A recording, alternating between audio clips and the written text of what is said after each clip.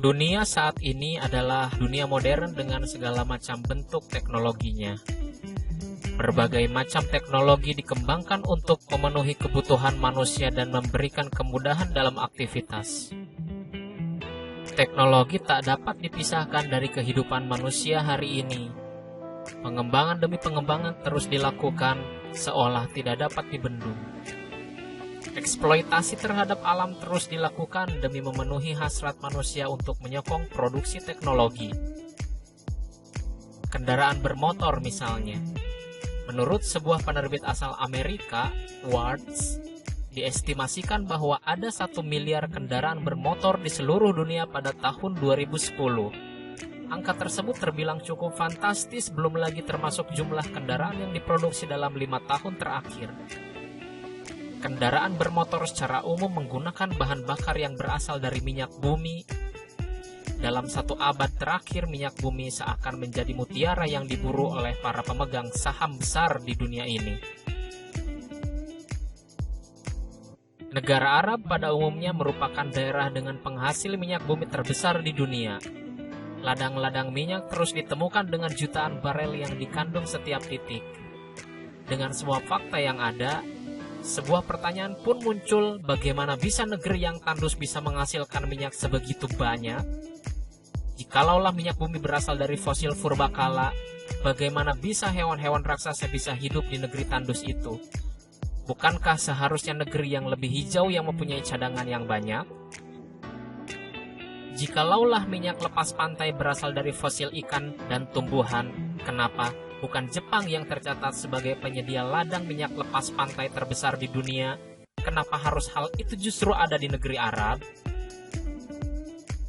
Pada tahun 2009, Arab Saudi tercatat sebagai negara penghasil minyak terbesar di dunia, disusul oleh Uni Emirat Arab, Kuwait, dan Qatar untuk di daerah Arab lainnya. Jika kita bertitik tolak pada pemaparan di atas, maka akal seolah mengatakan bahwa negeri Arab tidak pantas menerima keberuntungan tersebut. Tetapi Allah Subhanahu wa Ta'ala berkata lain.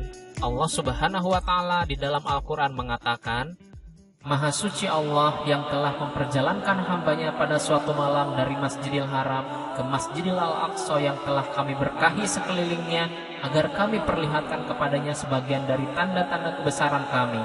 Sesungguhnya Dia adalah Maha mendengar lagi Maha melihat.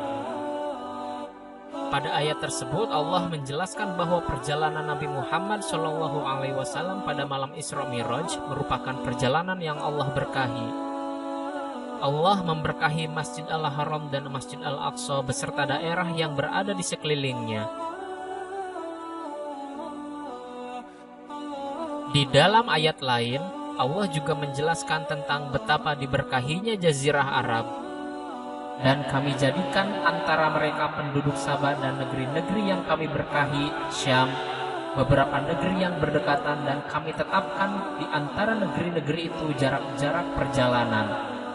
Berjalanlah kamu di negeri-negeri itu pada malam dan siang hari dengan aman. Disinilah terkadang akal akan tunduk kepada wahyu. Al-Quran yang diturunkan pada 15 abad yang lalu tidak hanya mengandung tentang hukum-hukum, tetapi juga kompas untuk kehidupan di dunia ini.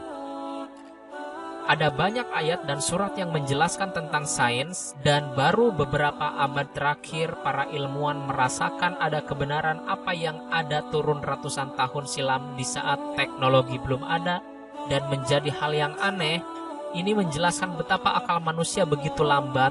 Bahkan jika kita kembali mengingat peristiwa Isra ketika Nabi Muhammad SAW diperjalankan dari Mekah ke Palestina dalam waktu semalam, dan menjadi bahan tertawaan bagi masyarakat jahiliyah waktu itu, maka bukan hal yang mustahil untuk saat ini. Bahkan waktu semalam bisa dibilang lebih dari cukup jika hanya untuk perjalanan dari Mekah ke Palestina menggunakan pesawat terbang di saat teknologi transportasi sudah maju seperti sekarang. Maka sebuah kesimpulan pun muncul bahwa betapa luar biasanya Al-Quran yang dihadiahkan oleh Allah Subhanahu wa Ta'ala kepada umat manusia, yang menjadi petunjuk untuk kehidupan akhirat dan menjadi pengatur untuk kehidupan di dunia. Oleh karena itu, mengkaji Al-Quran merupakan hal yang luar biasa. Akal tidak akan mampu membendung semua yang ada di dunia ini.